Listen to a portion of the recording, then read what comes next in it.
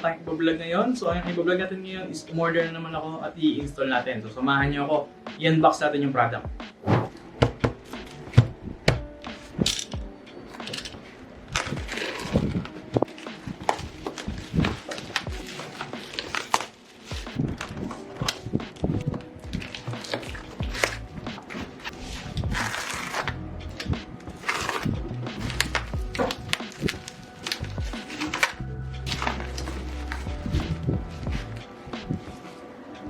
And here we have it guys, yung ating T-Force DDR4 Gaming Vulkan memory cards. So Alliance stuff yung kanyang skin, yung kanyang tema. Yan. So ito na lang din yung binili ko para partner na siya nung una kong binili dati. 8x2 or 16GB, no? So ito naman is 32GB na kit. So 16GB to per stick. So 32 yan. So DDR4 3600MHz. Yung nauna kong binili dati is parang 3200 ata, no? So tingin ko, wala namang issue to, no? So kung meron man, makikita natin yan. At i-display yan sa may ating system. So tara, install na natin at tanggalin na natin yung aking unit. Bakasin na natin.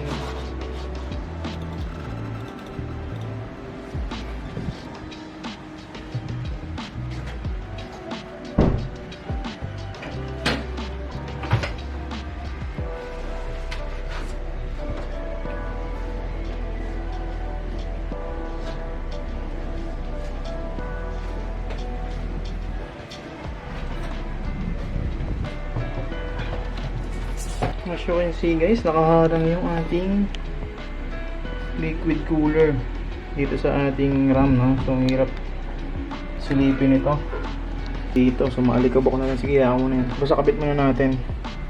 So yun yung ating challenge ngayon. So tanggalin na natin, tara.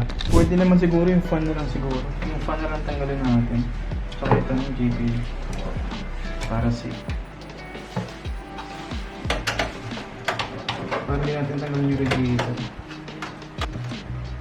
Kasi sa oras yung radiator. Yan. Tanggalin natin yung ating video card. Itong fan na lang. Tama ba guys? Yun.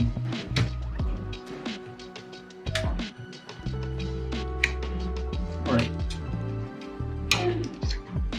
Okay, so natanggalan natin yung fan na isa.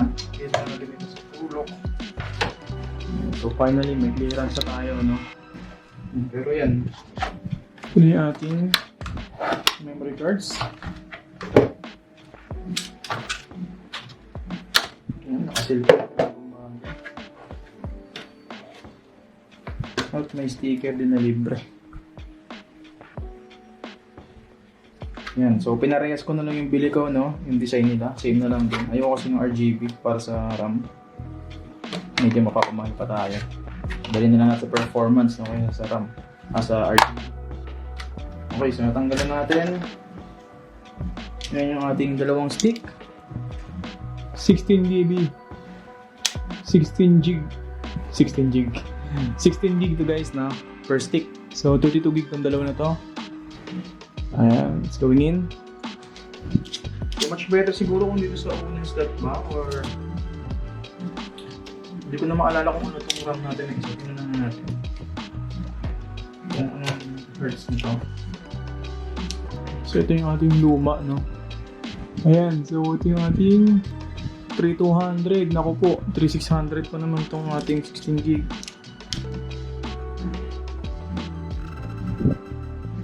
So ito yung 600 tong isa. Tingnan natin kung okay siya, no? Tingnan natin.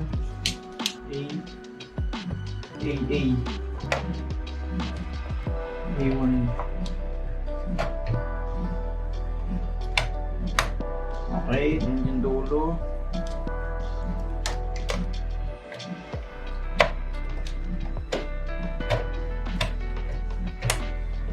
Right, so i-place na yan, lock na yan, and then next batch. Wala, uniform siya guys, kung tingnan. Hindi ko na siya in-RGB kasi baka mag-iba pa yung size. Kasi yung mga RGB na stick, minsan mataba yung casing. Ito pantay.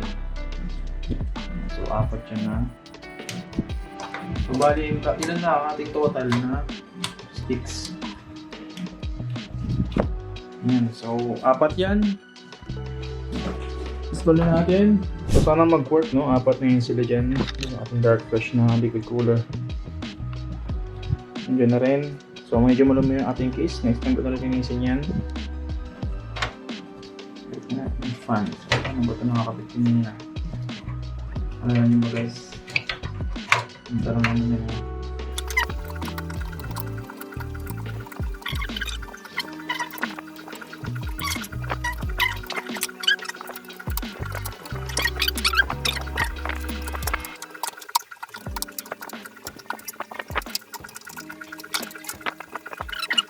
Lahat goods. Okay, tara.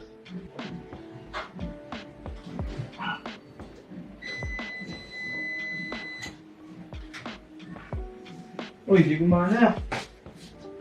Okay ba? Oh, wala. Okay. 1, 2, 3. Yun. So, gumana pa naman siya. Tingin ko. Word. CPU RAM setup. Configure your system. Ayun lang nga sinasabi ko guys. Hindi nga nag-run. Pero nag-read ba?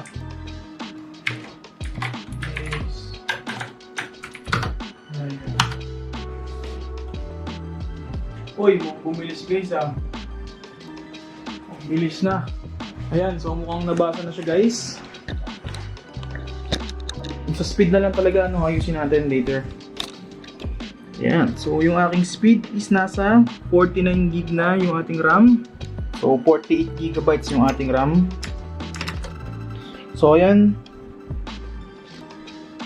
32 plus 16 yung ating RAM. Ayan, so meron tayong 48 dapat. So parang nasa 50 to ah. Ayan, so 1208 CPU. Ayan yung ating specs. So tingin ko successful yung ating installation ng ating RAM, no? So ayan, memory.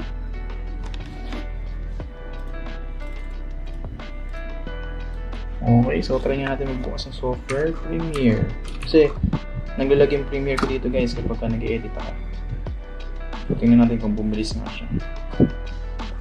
Ayun, so ang bilis guys nung kanyang pagbukas. Kinikilig ako bigla. So, untitled. Ayan, so isa pa nga guys, tingnan natin kung successful.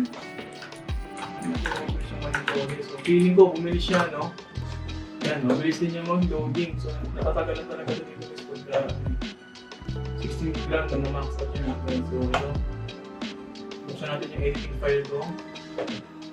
Ayan, so usually na-take ito mga 10 to 12 seconds ito na natin. So, mga 8 seconds na lang ito guys ha. Ayan, diba? Ayun. So, mabilis siya guys, no? Ayan natin. I-full na natin ito guys. Ayun guys, oh. Full preview quality sa ating video. Grabe, ang bilis niya mag-load. So, tingin ko this is a win-win, no? Ayan, so iwan ko yung link ng product sa baba kung gusto niyo rin ito, no? And for me, this is worth it kasi kailangan ko to sa work ko. Yan yung ating T-Force Vulcan. So, 3600 mHz tsaka 3200 mHz. Hindi ko lang alam kung ano yun. Kung magko-conflict. Pero hindi naman ganun kapansin-pansin kasi technical side na yun. Yan. So, ang bilis niya guys. Labas natin yung Photoshop. Ay, ano dito? Photoshop. Kaya natin malas yung grid ng Photoshop. No? Ang bilis din guys. Yung nakanya na pagsabayin. And then memory. Kasi di na-edit ulit sa mga halaman. So, for the memory. Yan. Yung mga ina-edit ko guys. And then usually for the memory, ano, ang taas nung ano niya. Ang taas niyan dapat usually nasa 80%, 90% agad yan. Pero ngayon, makikita nyo. Ayan. So ngayon, makikita nyo nasa 31% na lang yung memory niya. Yung usage. 31% maximum. So, sabay-sabay na yan, no? So, buksan ko pa yung isa kong ginagamit, yung Mozilla. Tsaka Brave. Yan. So, nakabukas yung ating mga files dyan. Tingnan natin yung memory usage. Ayun. So, hanggang 42% lang guys. Hindi na natin siya na ma-max out.